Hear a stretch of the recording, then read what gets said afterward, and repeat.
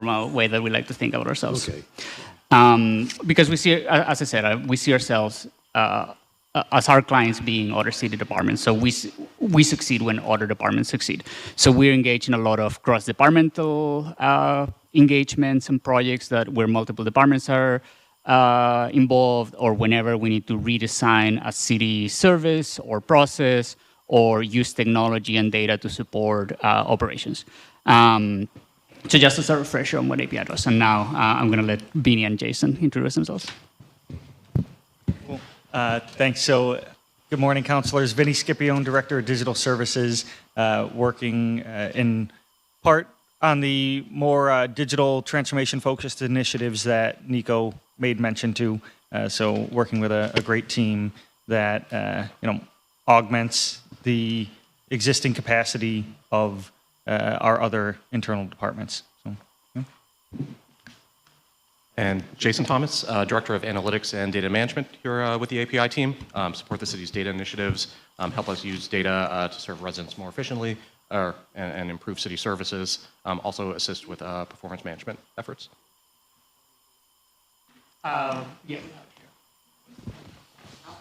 Yeah.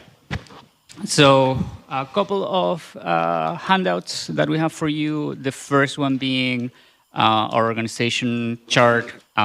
This breaks down the different divisions within API. It also notes which positions are vacant right now and which positions are SURA. I'm sorry, can you say that again? Yes, so this is our org chart. So it has our divisions and also our staff members. So with the org chart, we've heard about the reorganization. Yeah. Can you walk through what specific changes were made, what the intention is around the change, and what the impact will be, Yeah. Whomever. Right. So if we have a reorg, it's kind of the acknowledgement of something needs to be better. What are we trying to resolve, and how will this actually do it? I'll also pass along the reorg org chart in case that's useful. Are you giving me that? Yes. Okay. Good morning, counselors. Corey Dunham, Chief Administrative Officer. So the org chart is really, the reorganization there is really to try and better align and coordinate efforts between IT, digital services, API, and data analytics and management. So, we have, and Counselor, I think we talked about this at the IT budget hearing, that, we need to select which path we're going down. We have invested in the digital services team. We have a fully staffed team there. At the same time, we do need to contract out some services, but we really need to be bringing more of that institutional knowledge in-house. So much of it lives with our contractors, which Dave Proack spoke to earlier this week. And so the idea here is to really have, whether it's a chief technology officer, chief technology and innovation officer, the title, I'm open to suggestions there, but really somebody who's looking across the different divisions and trying to coordinate efforts and really work to build that in-house capacity so that we're only turning to our contractors and external partners for true needs that we have, because we either don't have the bandwidth or the expertise to address a specific problem. So the other day we talked about how we either had to choose one direction or the other. It Right. sounds to me like you're stating we have chosen a direction and we're going to move in that direction. The desired direction from the administration is to build that capacity in-house and decrease our reliance on outside contractors. Then shouldn't we see the corresponding decrease in professional services? That is the goal, yes. Over what time period? So I think, what we have mapped out is probably, starting, even this year, I think we have a slight decrease, and then over the next 2 or 3 years, significantly decreasing the amount that rely on contractors, and again, only using them for project-specific initiatives instead of having them so integrated into our everyday operation. And, I think, API and digital services are in a position to play a significant role in helping us achieve that. And we heard from Dave the other day that part of our consultant team has been here for decades. Correct. And that it doesn't seem like we can replace decades of institutional knowledge with a reorg. So, I mean, I think what we need to do is have somebody who is making the decisions on what the contractor is working on and directing them in the way that best suits the city's needs. So, at some point, that institutional knowledge is going to go away. Those people are not going to live forever. We're going to have to start having this conversation at some point, so why not do it now? You know, institutional knowledge is great. It's even better if it lives in the institution with the people who are actually city employees. At some point, we're going to have to start that transition.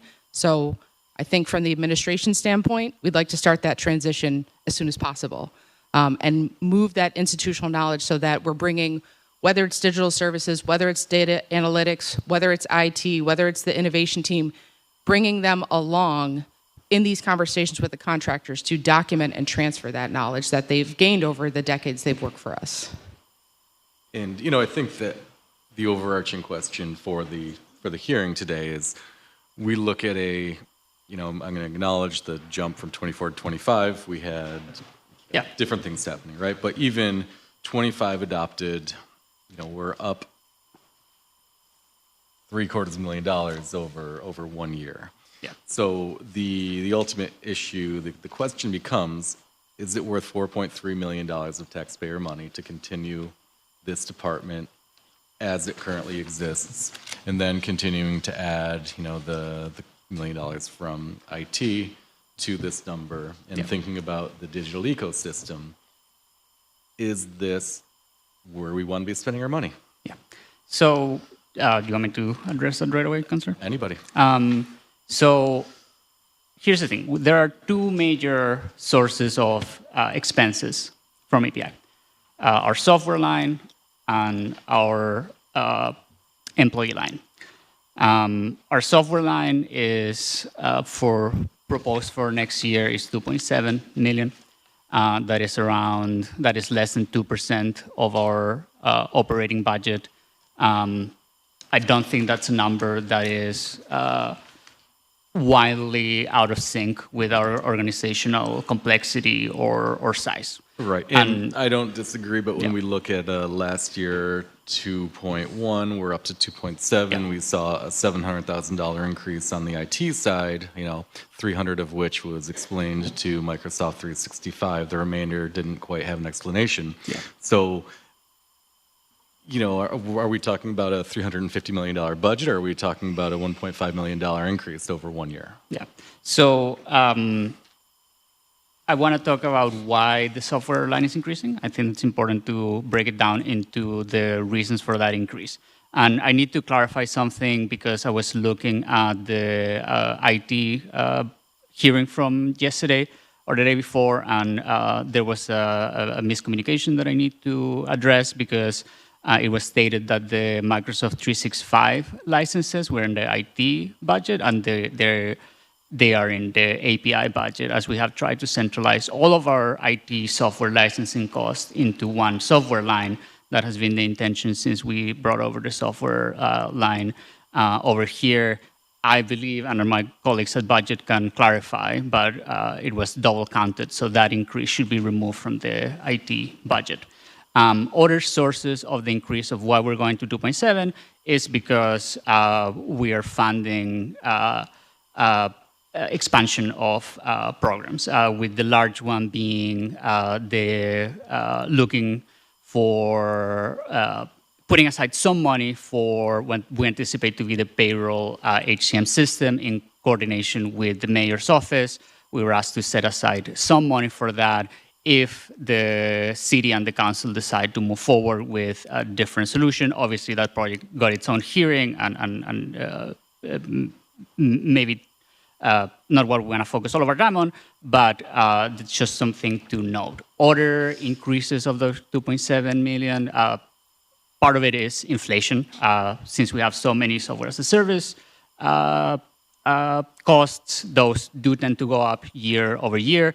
But in particular, one of the big sources of increase is we want to expand our Microsoft 365 licenses, also in relation with the payroll project, to give all of our employees access to certain tools and functionalities. And finally, a third main driver is that, and this was unanticipated, but 2 software systems that we use got bought out last year, and those contracts increased in price. And at the time, the administration made the decision that it wasn't worthwhile to cut those contracts. We wanted to continue those services, so that's why we saw the increase in cost. So that's one half of the cost, right? The other portion of our department cost is our personnel, and we're talking about professionals with expertise in multiple disciplines, from project management to make sure that when we do go into a software modernization project, that it's well managed. And we have had 4 successful software implementation projects over the past year, which we can go into if you want. We also have people with design expertise, technology expertise, data analysis skills, data engineering skills, which are obviously vital to perform the services that we do for departments. There's also, as I'm looking, there's 2 vacancies: program manager, data project manager. One you need to fill, one you want to get a second one. Yeah. How is your department overall functioning? Is it functioning well without these potential additions? So we've been understaffed for the past couple of months, unfortunately. This has meant that my staff is at capacity or at many times over capacity. My colleagues here at my side have been doing functions outside of their formal role as we try to manage our portfolio. I would not say that that's sustainable. If we're not able to fill our vacancies, we would have to see a reduction in our programs or the services that we provide other departments. But at the end of the day, we get the job done. And I think one of the reasons I ask these questions for all departments is that we have financial difficulty in the city. Absolutely. And we don't want to worry about the city going bankrupt. So that's why we ask a lot of questions. And I will continue, can we function? Can each department function with this vacancy? Thanks, Counselor. So one thing I'd like to just address there to your comment of we're getting the job done. You're right, we are at this point in time, but at the expense of overextending our team members to produce the output that we're expected to produce at this point. To that point, Vincent, procedurally, who decides what you're working on? Does it all come out of the mayor's office? Yeah, I mean, you don't freelance, right? I mean, I think the great example, as Nicholas just mentioned, was it seems like the payroll modernization, all of a sudden we give it to the bright young folks and they start, instead of going off and outsourcing it. And you made that point very eloquently because that idea of public service, people going to work for the city and staying there for many years and they know everything. Agreed. Yeah. Agreed. Yeah, I agree with you. with you. After 7 years, you come to that conclusion. That's I like one. that. That's one. Yeah, that's one. No, so, but I'm really interested. Or do you identify a need and say, go to the mayor's office and say, maybe we should look at this? So that's a great question, and thank you. Love hearing that. You have gotten that multiple You're times. giving the game away, Councillor. I think they found a way. Let the record reflect that I'm thankful for the comment about us being young. So talking a little bit about the life cycle of any project that comes our way, and excuse me for getting a little bit technical here, but first, whenever we get a request for a new project, and that will come either from the mayor's office or from another department or from like a normal or like a day-to-day employee that reaches out to us and say, hey, it would be great if we worked on this. So for example, a couple of weeks ago, Vicky from the finance department said, hey, I don't think we're being very efficient in the way that we intake people at the city payment center. There is a lot of hang-ups and it's not very well organized space at the city payment center. Not to interrupt you, but that's so, casual conversations turns into a project maybe. I mean, you go through the procedures of letting the finance commissioner Mike know that you might be addressing that or you can address that. Maybe he'll have an idea on how it should go. three steps. First, we would have an informal conversation with the department to better understand, like, hey, what is your problem? What are you trying to solve here? Just for us to get a better sense of how we can help and what resources we would need to assign to this.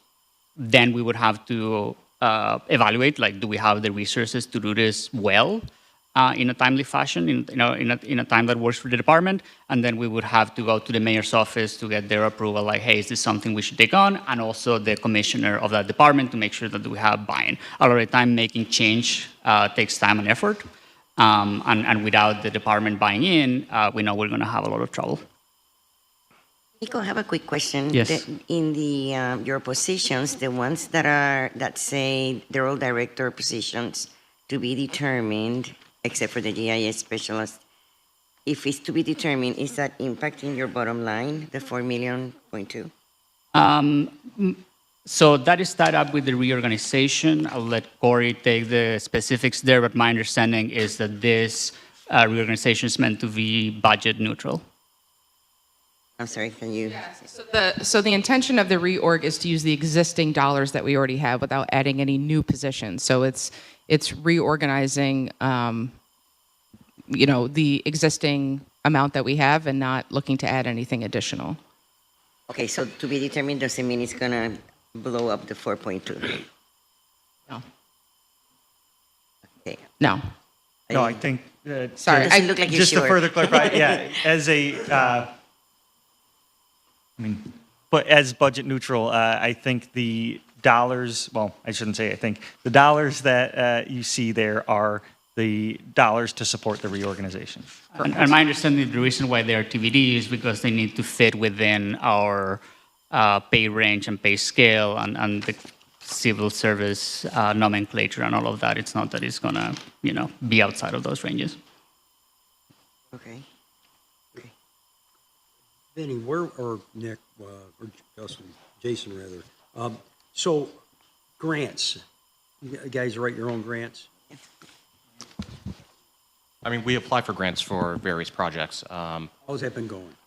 So the procurement transformation project has been largely funded through a grant. There are two individuals in our org chart who were grant funded. A lot of the software implementation was through a grant, and we've used that to purchase a software, OpenGov.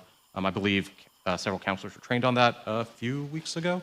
And so that is one project that we use. So you do write your own grants, basically? Or do And you say run- we're exclusive, we naturally have the research department that, correct, that we would leverage, or that we do leverage in various scenarios. I mean, I've, spoken with Janet on many occasions to be able to leverage the expertise that they have. So I just think you'd be aware of what's out there and obviously would go to her, maybe you'd end up doing it yourself or whatever, right? yeah, absolutely. I mean, I think that, obviously nowadays, I think there probably would be a lot out there. We certainly would like, and this is a great thing.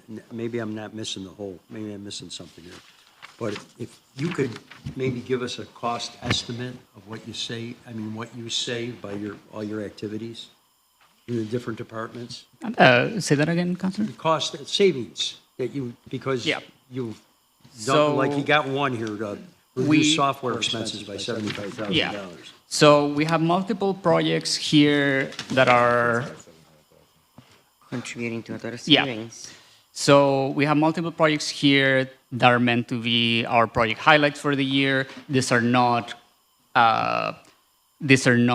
all the projects that we work on this year, but these are, I would say, the major ones. So we can talk about the benefits of each one, or whichever one gets your attention. What I would say is some of them do have more explicitly cost savings, but not all of them are necessarily for that purpose. Like, for example, our look before you rent tool, that's not to be meant to be revenue generation, that more has to do with resident engagement and transparency, but I understand that obviously we do want to talk about money in this hearing. So we can go one by one, but also please feel free to speed us up or ask questions if you want. So Jason, you want to take Rubicon? Yeah, Jason, you and I have had conversations in the weeks leading up to this hearing, and what I've communicated with you is that we're at a time where we need to think about luxuries and necessities. And the point that I tried to, to talk with you about and to ask you about is value add, right? And so we can walk down here and say, 600 in savings, 75, 34 in savings, but then look at your budget and it went up $700,000. And so now all of a sudden we're like, did we really save it or are we actually just increasing our budget? So, one of the concepts that you and I talked about was the value add. And, we're, with the $4.3 million, we're getting something, right? We might get a little savings, we might get a little revenue, but I think that one of the ideas that you talked with me about was we provide a service to the community. Can you kind of, for my colleagues, talk about what we're actually giving to the residents? So one of the ways like you and I talked about what is the role of our department is we provide added capacity that our department is able to come and work with DPW, with parks, with water, various departments throughout the city that are really good at what they do. Our DPW department is great at picking up trash. They're good at keeping our roads clean in the winter. They're good at repaving our roads. But when they start working with other departments, when there are projects that touch different departments, when they need to take a look at a problem holistically, that's where we're able to come in with the skill set of our team members and help improve services and make them more efficient, find ways that we can save money. So when you talk about the value add, one of the projects we list is the CHIPS Act and the work that we've been able to do. That is a project that has touched DPW, finance, and engineering. And all three departments, they're great at what they do, and they know what the pain points within their department are, but they didn't know what the pain points were across departments. And so we don't have a monetary number to what was that improvement or how much we were able to save, but we were able to work with those departments and help them address a problem that has been ongoing for a few years. I think that CHIPS number is one that we could think about a number because we heard in a hearing or in a meeting the other day that there's about a $5 million gap between what we had claimed for and what was eligible. Yeah.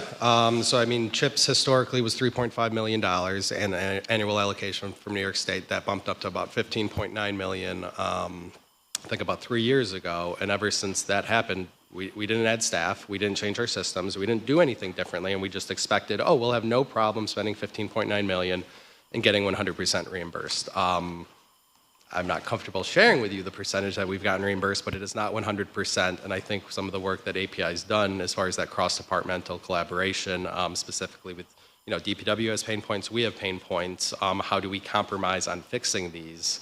The goal is to maximize that reimbursement. So we're, getting reimbursed $15.9 million annually from New York State. The last couple of years, it's been in the $8 to $9 million range. And then I think additionally, they mentioned OpenGov as far as RFPs. One of our audit findings last year was lack of consistent documentation for RFPs. So, not that that's direct cost savings, but a lot of our RFPs were getting one bid. So, okay, that's who we're going with. Whereas I think just a couple things we've done so far in OpenGov, we've gotten a lot more responses, which ideally we're going to be getting lower bids with more responses. So again, I think that's another, it's hard to put a number on that cost savings, but with a better tool as far as getting RFPs, like that will result in significant cost savings down the road. Thank you. Thank you. Thanks, thinking about OpenGov is a great example. That I believe the commissioner. I do think that more bids will lead to either better, better product, better service, or lower price. Yeah, love it. So that was a new initiative, and I know there's going to be maintenance costs, both in terms of money and in terms of employee time. But now we've implemented OpenGov, and so the marginal benefit of that product will not be as great in years to come. Are there additional things where you are looking to the future for big gains or big captures, or is it more of a maintenance once rolled out? Couple of things there.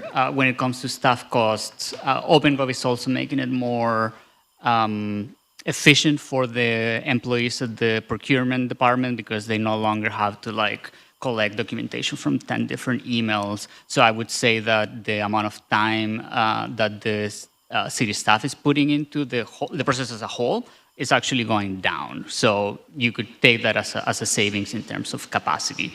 When it comes to the maintenance of this of this particular tool, as you know, Councilor, this is a tool that for the first 3 years we're funding out of the Bloomberg Procurement Transformation Grant, so it's not resulting in an increase right now. And what we said when we presented to Council was, in 3 years from now, let's see where we're at with this. And that's the beauty of software as a service. If something is no longer working for us, we can always roll it back. What I care about from my department is that when the city does make a decision, hey, we need a new tool for this, right? This operation, it's not as efficient or effective as it could be. Another example is work order management, where it's really hard to track in the Parks Department what work is going down, that we're effectively implementing that technology, that we are making sure that the tools are adequate for what the employees need in their day-to-day. And if the determination is, hey, this tool is no longer serving a function, our department is very happy to assist, and that's the bread and butter of business department, finding a cheaper alternative, maybe even an in-house alternative, and that we're decommissioning tools in a way that's responsible, we're taking over our data, and so on. So what's next up on the horizon? Could I just intercede here? Yeah. I see Jessica over here, and that's probably one of the worst jobs in the city you have, central permits desk. And so I know you're trying to change all this, and I'm just wondering when you realize that maybe the culture of business folks trying to get permits maybe doesn't meet your standards for as far as high tech goes. How's that work out? How's that going to work? Are you handling this, Vinny? So the digital services team is helping with the Camino implementation. Camino. I'm sorry. Camino is the digitization of various permit application Where'd you come up processes. with the name? It's not our name. That's the name of the product. That's the name of the product. Name of a car. See what I mean? I see what from you're saying. our resident Spanish-speaking counselor that Camino is a pathway. I love it. See, that's a great name then, right? I think that's a great name. Maybe we should name something Gaelic. I didn't Is that a Spanish car? Should we come in? Yeah, that's right. Yeah. So, to your point, I'm sorry, to make sure we're still on the same question, you're wondering adoption-wise, Right, exactly, and how it, like, procedurally how it works, because, like, the folks out there trying to start businesses, and it's very difficult to navigate to get the permit, and I commend anybody who takes on a job like this. This is very difficult, because this has been a complaint for many, many years. Yeah, well, that's That we have why people want to spend money, start businesses, and they can't get the proper permits. I hear you. So I break this down into three things, right? There's people, process, and technology that are in a system, and we don't take a technology-first approach, meaning we don't, hear of a problem and say, we don't prescribe a solution ahead of time, essentially, right? We take the time across all of our divisions to then work with various departments and say, hey, what is the actual problem statement, right? The people that are involved in the process as it currently exists, we identify, do we have efficiencies that can be gained through from the existing process? And by modifying that, can we then also apply some form of technology, which I would argue there is a desire from the development community to have modern tools available to them to be able to submit. So we're getting away from that paper process, and we're, again, making it more efficient. To your point, by digitizing this, we're decreasing the turnaround time ultimately, and that gets permits into people's hands faster. So how's it going?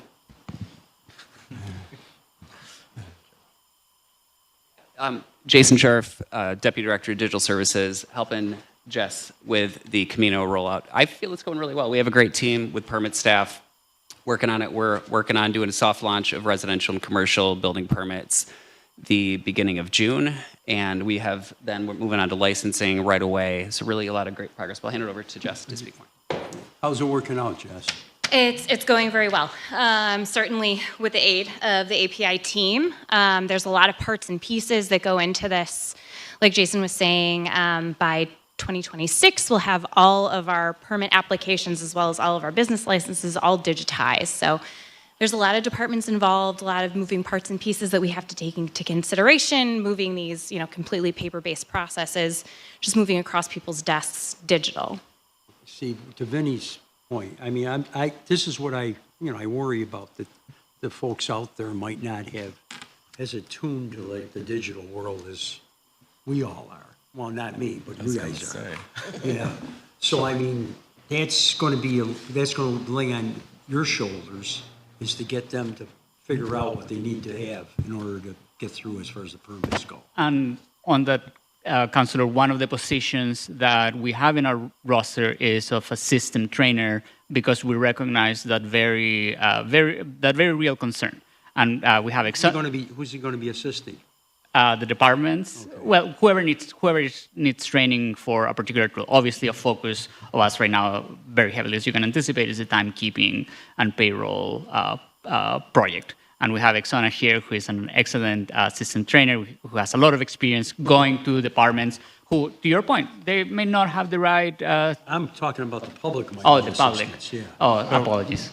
Well, and to speak to that, there's obviously Jess and her team are the ones that engage with them the most.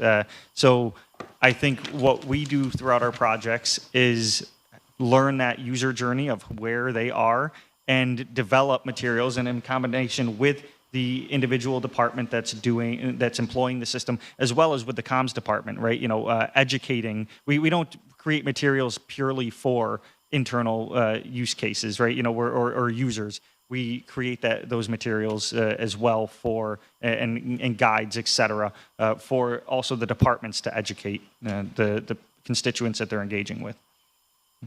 One thing I'll also add, Councillor, and this goes to one of the questions you asked earlier, Councillor Nave. One of our vacancies is an innovation designer. One of the things that I'm a data person. I'm a numbers person. I can run a regression. I can look at an Excel spreadsheet till the sun comes up. We have people on our team who understand the user experience, who know how to speak to residents, who go into the community and speak to residents and learn, okay, when we look at a process, what are the pain points from the residents' side? And so when we're coming up with a solution, it isn't just about, okay, how does the city view this problem and how do we address it? How do residents also engage with the process, and how are we factoring that in? That's a key part of how we approach problems. Well, we should engage more. And I mean, I've been to 3 meetings this week, and a lot of people, just basic questions. They're more concerned about city taxes going up. They want their basic services, but when it's not done, they get upset. So I think we have to show, you know, how we can survive as a city.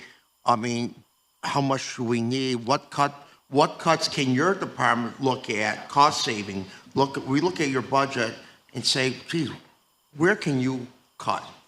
You know, let's make it more cost efficient. Even with your grants, when you get grants, can you get a grant maybe to get a position? I don't know, but I think we have to really focus in our city. And I'm not demeaning anyone. You're all doing a very fine job. Thank you. How many vacancies do you have in your department? We currently have 5. Have you had them for a while, or? I'd say 6 months for the longest, 2 or 3 probably for the shortest. And then you have Sura. How many employees are under Sura? I believe currently it is 4. One of the positions is moving from Sura to our line, I believe. Guys, I actually think Councillor Nave had an incredible question, saying, you know, we're looking for efficiency in services, and he said, in your department, where can you cut? So I think my response would be, as you mentioned, Councillor, you know, being able to engage with residents more, to speak to residents more. As Nico said, we have been understaffed for a while, so that creates a challenge for us where if we want to improve services, if we want to better serve residents, we need the staffing to be able to do that. Right, like you have like the DPW, like module for when streets are getting picked up and they haven't been plowed yet. I've used that module, but a lot of people they don't know about. And I think maybe we should like show people, maybe whether it's social media or getting on television, say, winter comes, these are modules. I use that because a lot of my constituents will tell me, my street hasn't been plowed. And if I say, well, it shows it was plowed, well, not really, because cars are parked on both sides of the street. You know, those are the things. You know, next you'll be asked to give us a weather forecast for the next 2 weeks. What's the temperature going to be in the city pools or something? I don't know. My team member, Joanna Bailey, has spent a lot of time developing our snowplow map, and so she's very attuned to the weather. I'm sure we could talk to her about building a weather app for the city. Okay. Absolutely, if you want to. So to make a comment on when you say, you know, where can cuts occur, right?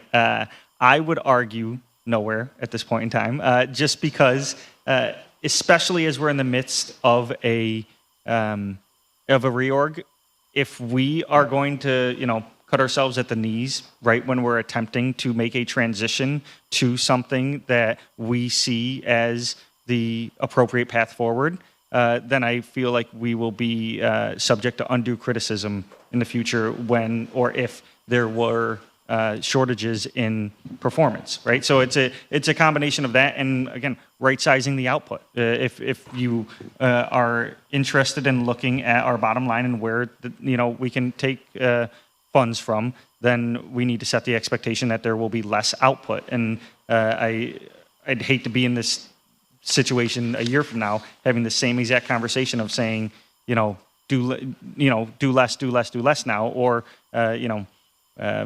be in a position that doesn't allow us to serve our community and bring us into a modern time where we need to be. Right? Yeah. You work closely with DPW the most, or which department do you work closely with? We work across the entire city with all of the portfolios. So you work DPW, police, We fire? have worked very closely with DPW and police. Yeah, All right. I think Jason is passing out a table with all of the different departments that we engage with this year. I cannot give you like a percentage of like which one is the most because I have to count across all of my team. But yeah, When I ask questions, it's what people are telling me, constituents. 'Cause Right. I'm very engaged. And DPW. I hear their ear, so I just express what they're saying to me too. Counselors, if I may, just two quick points. One, API is put in somewhat of an awkward position because all the city's softwares live in API. They're not all softwares that are initiated by API. They're not all softwares that are used exclusively by API. It's sort of like asking IT, why do you have a budget for 700 phones? Why does IT need 700 phones? Like, well, we don't. Everybody needs phones, And so, API is in the position to house all the softwares, but those are softwares that are used throughout departments, and they're not all initiated by API. That's just where they all live. And then my second point was, I can't tell you what the payroll timekeeping project would have looked like if API had been at the table managing the project from the beginning. But I can tell you what the payroll and timekeeping management project has looked like since API has been at the table managing it. So, I don't think we even need to do a what-if hypothetical scenario if we, don't put API in the positions that they serve the city best with the resources that they need to perform. So, I don't even think we need to go down the what-if. Again, I wasn't involved, so I can't say what would have happened, but I can tell you what's happened since they've been managing the project. I don't want to go back to rotary phones. You'll make finger injuries. Believe me. So I liked rotary phones. Okay. And by the way, Vinny, that was the right answer. You might have a future in politics, Vinny. I was sitting here thinking that. That answer I don't know if I want that. was perfectly staged. I loved it. with that suite, I can see it. Just the one comment on the timekeeping modernization project. I was assigned to the project in January 2022, and a former finance commissioner and a consultant at the time said to make this project successful in the time frame you were proposing, you need 7 full-time equivalents assigned to this project. In January 2022, we had 1. We had 1 full-time equivalent assigned to the project. That's despite that recommendation of 7 full-time equivalents what happened in timekeeping in a year and a half? Nothing. We made no progress. There was nothing being done. Whereas I think now we're at a point that, we're testing at water, we're testing at parks. We've made a lot of progress in this last, 12 to 14 months because of some additional resources we've been assigned from API. I'm involved in the project. I obviously have very limited capacity. I have a full-time job I need to do, so being able to go to departments, meeting departments where they are, training them at their own desk. I think finance does not have the capacity to do that. As far as this change management, we need a partner that can do that for us. So just as far as, the head count. Thank you. Commissioner. Go ahead, Nico. I just wanted to make one final quick point here to put a bow on it. I don't think the problems that require cross-departmental solutions in the city are going down. I don't think our technology is getting any simpler. I don't think the need to incorporate technology, data, design into some of the challenges that the city is facing is going away. So what I would posit as we're trying to move to this reorganization is, can the city afford to lose the skill sets that we have nurtured in API? So Vinny, I got another one for you. You knocked the last one out of the park. Let's see what you do with this one. Pressure's on me. Yeah, for sure. So we have not gotten the final report back from Fox Point, who are the agency doing our IT audit. But what we're hearing is that there are duplicative software solutions within the organization, and they said we can point them out, but savings doesn't occur until you tell, Department A and Department B, they need to use the same product. Because what they're hearing is that every department believes that what they have is exactly what they need, even though, as an outside entity, they say, you actually could both use that same piece of software. Yeah. So from, given that context, and that's going to be a conversation we'll be having probably within a month or so, what appetite is there to actually go through that software line and have conversations with departments and say, I hear you, but? Absolutely. The appetite is high. And I will tell you, everything you just described is work that we do on a daily basis already. One of our team members, Craig, does a phenomenal job at managing the software application list. And it's not just, picking and choosing. Like I said, we don't prescribe solutions or software ahead of time. We go and look at the root problem and say, why do we need this? I'm going to give you a couple concrete examples. One that we literally just retired over the past, or I think it expires maybe even today, I don't know, but because we retired it, was probably the piece of software that was used to create this org chart, which is a platform that was called Lucid Chart. Right, and this was procured prior to us having Microsoft 365, which now includes a diagrams platform called Visio. Right, and so why do we need to spend that? And small but mighty win, $10,500 that we're not spending next year because now we're using a license that we already have included, or an equivalent, right, that's already included in one of our platforms that we currently procure. So, Vince, you're going to go around to every department. Is this going to happen? Every department, you're going to assess and evaluate everyone's We do this continually. And as and you you're can going to imagine... tell Chief Downs maybe he should go to another... So, Chief, I didn't mean for it to come up. Good morning, councilors. Good afternoon, whatever it is. Have they been very helpful to you, Chief? Or? The reason I'm here, Dan Downs, First Deputy Chief of Fire. The reason I'm here is the API team. I can be a gruff person at times. No. They have told me no, and I have been frustrated at times. What I can say is they have taken on projects. We don't have a data officer. Small examples, we go out and shovel hydrants when it snows. We try and watch the snowplow tracker and manage our shifts with all that. They helped us create a program where when we go from shift to shift, you can use a touch screen that we already had to know that that hydrant was completed and shoveled, so when you turn it on to the next crew, you can go to an area that hasn't been dug out yet. We also were looking at a traffic flow and how it would affect the fire department response. They got GIS data to let us know how many alarms in that area. Could we switch it to a one-way or not? How much would it interrupt our operation? So as much as I hate hearing no from them, they always back it up with data, and we have not even scratched the surface of annoying the API team with all of the problems that we want their help with. So as much as I've always been tough and saying, come on, can't we please get that software? They've said no to us a ton of times and have stepped up and helped us with process, with data, GIS mapping, and I used to be pretty good at smashing a door down and going and searching a house for people in there.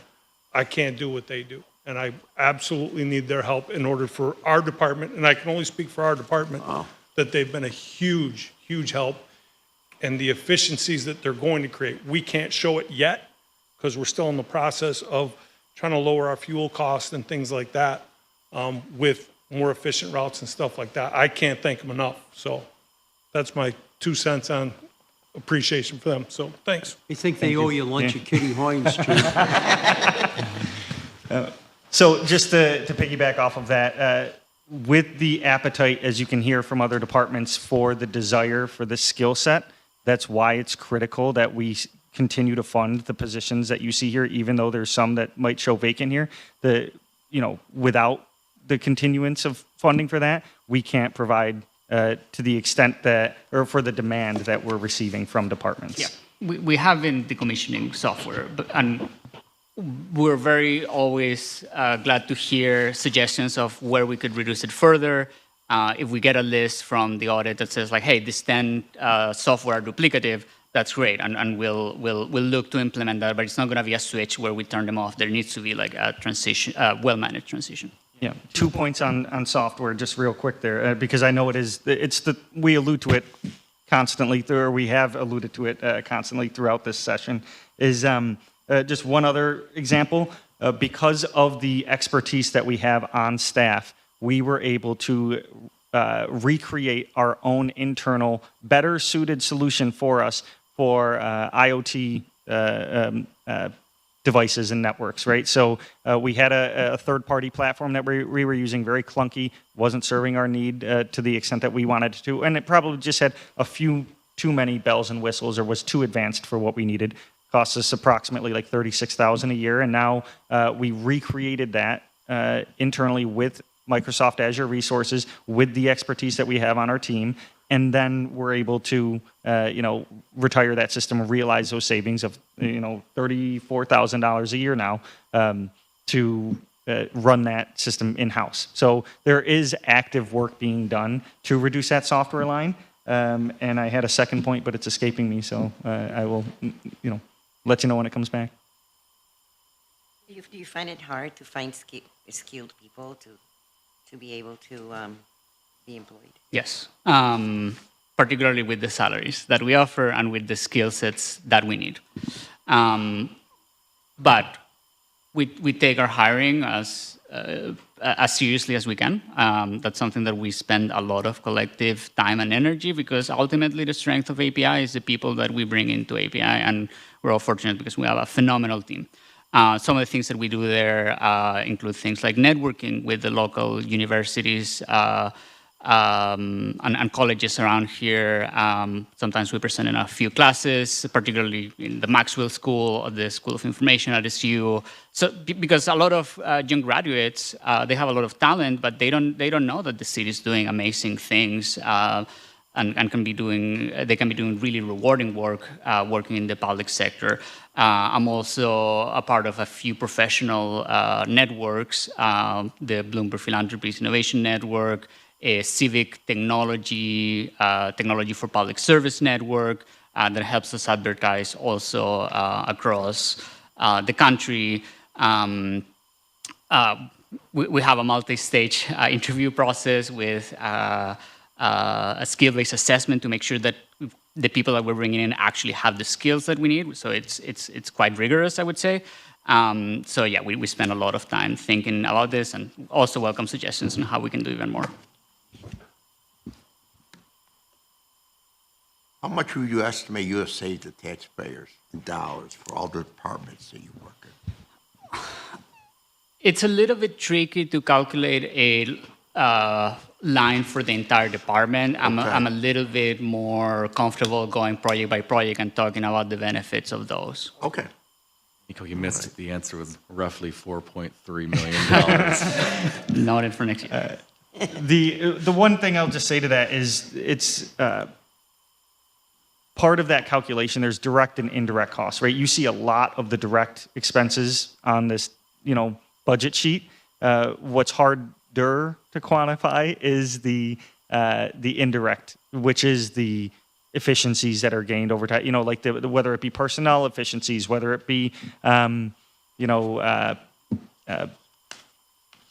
of the other. I say all of the other ones. It's as I'm as it's escaping me here, but direct and indirect costs. We have behind the scenes expenses that we're reducing as well, not just the nice flashy big public facing, I guess, experiences and numbers. Certainly, if you helped out Jess and the permitting gets to a point where people can expect permits in 3 or 4 days and something like they do in other cities, that's going to have a huge economic development effect on this community. Because Precisely. It's been a long-standing issue of mine and the city for a long time. So, Can I inquire about one that piqued my attention? Risk and safety storytelling. That was, I believe, so that was working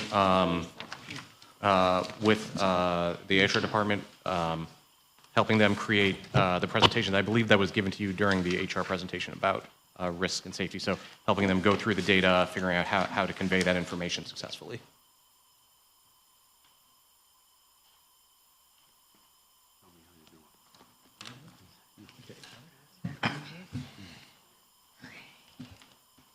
Councilor Monto, you've been quiet. Usually, I'm quiet when I don't have anything to say. I told Vinny his answer was perfect. I'll take it. I'll take it. Anybody else on the council? All right. Okay. I'll entertain a motion to adjourn. Thank you. Thank you. Yes. Thank you.